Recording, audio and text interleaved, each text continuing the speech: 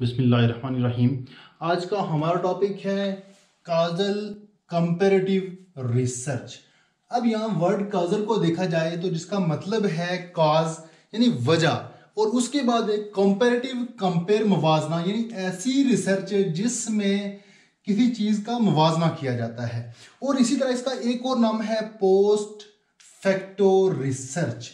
Post कहते हैं बाद में आने वाली चीज, और फैक्टो फैक्ट से निकला है, यानी ऐसी रिसर्च जिसमें फैक्ट अकर होने के बाद रिसर्चर रिसर्च करते हैं, यानी कोई चीज अकर हो जाने के बाद रिसर्चर जहां रिसर्च करते हैं, ये आ गए इसकी नाम। उसके बाद इसकी जो डेफिनेशन है वो है research in which researcher attempts to determine the cause or reason for existing difference in the behaviour of individuals. यानी इसमें क्या होता है, इसमें रिसर्चर दो ग्रुपों के दरमियान दो ग्रुपों को कंपेयर करते हैं और उसके बाद उनमें काज और उसके बाद या फिर रीजन को फाइंड करते हैं।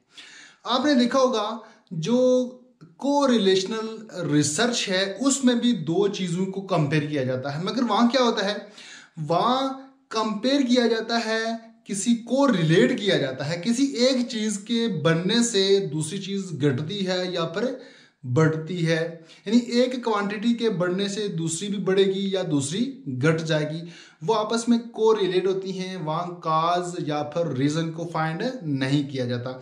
जबकि जो काजल कंपैरेटिव रिसर्च है, इस रिसर्च में रिसर्चर काज फाइंड करता है और उसके बाद फाइंड करता है या फिर रीजन को फाइंड करता है। इसकी एक एग्जांपल ले लेते हैं। दो ग्रुपों से मुराद दो क्लासेस हो सकती हैं, दो स्कूल हो सकते हैं, दो सेक्शंस हो सकती हैं। फर्ज करते हैं हमारे पास एक क्लास है, उसमें 15-15 स्टूडेंट्स की दो सेक्शंस हैं और टीचर उनसे टेस्ट लेता है। टेस्ट लेने के बाद देखता है कि एक जो सेक्शन है उसका रिजल्ट बहुत अच्छा आया है और दूसरी का रिजल्ट अच्छा नहीं आया।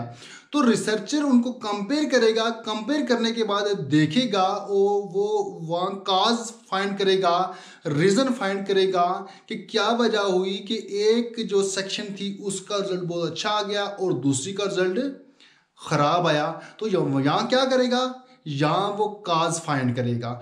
अब जब भी बात करेंगे दो ग्रुप्स के दरमियान, जो उनके दरमियान जो फर्क आ रहा है उस फर्क का हम काज फाइंड करेंगे, उसमें हम रीजन फाइंड करेंगे कि क्या वजह हुई, ये फर्क क्यों आया। तो ऐसी सूरत में जो रिसर्च होगी उसको हम कहेंगे काजल कंपैरेटिव रिसर्च। यहां हम एक और एग्जांपल ले लेते हैं। फर्ज करते हैं कि हमारे पास दो मदर्स हैं।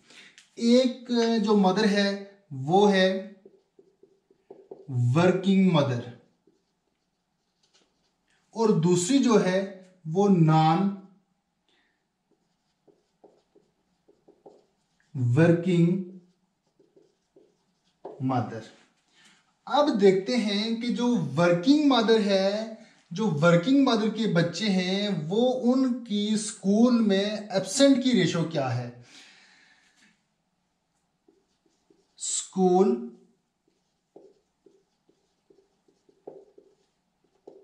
एब्सेंटिज्म, स्कूल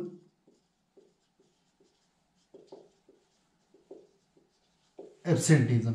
रिसर्चर क्या करेगा, रिसर्चर इन दोनों को कंपेयर करेगा।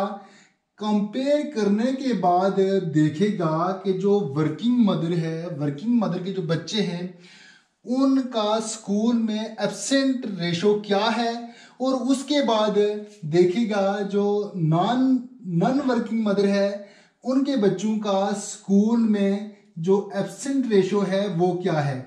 और जब यहाँ वो उसे फर्क मिलेगा तो उस फर्क की वो काज फाइंड करेगा और यहाँ पर उसका रीजन फाइंड करेगा कि यहाँ क्या रीजन है। जब भी इस तरह की कोई सिचुएशन होगी, इस तरह की हम दो ग्रुपों को, दो चीजों को हम कंपेयर करेंगे, उसमें काज फाइंड करेंगे, तो वो रिसर्च होगी कैजुअल कंपैरेटिव रिसर्च। अब यहाँ एक क्वेश्चन और भी बनता है कि जो एक्सपेरिमेंटल रिसर्च है, एक्सपेरिमेंटल रिसर्च और कैजुअल कंपैरेटिव रिसर्च में क्या फर्क है। इन दोनों में क्या फर्क है? यहाँ भी हम क्या करते हैं, रिसर्चर या कंपेयर करते हैं कैजुअल कंपेरेटिव रिसर्च में, और यहाँ भी कंपेयर करते हैं। ये वजह क्या है, यहाँ क्या करता है? यहाँ एक जो मेन फर्क है वो क्या है कि जो एक्सपेरिमेंटल रिसर्च है, एक्सपेरिमेंटल रिसर्च में दो वेरिएबल होते हैं, एक इंडिपेंडेंट और दूसरा डिपेंडेंट। तो रिसर्चर इंडिपेंडेंट वेरिएबल को मैनिपुलेट करता है और उसके बाद डिपेंडेंट वेरिएबल का बिहेवियर चेक करता है।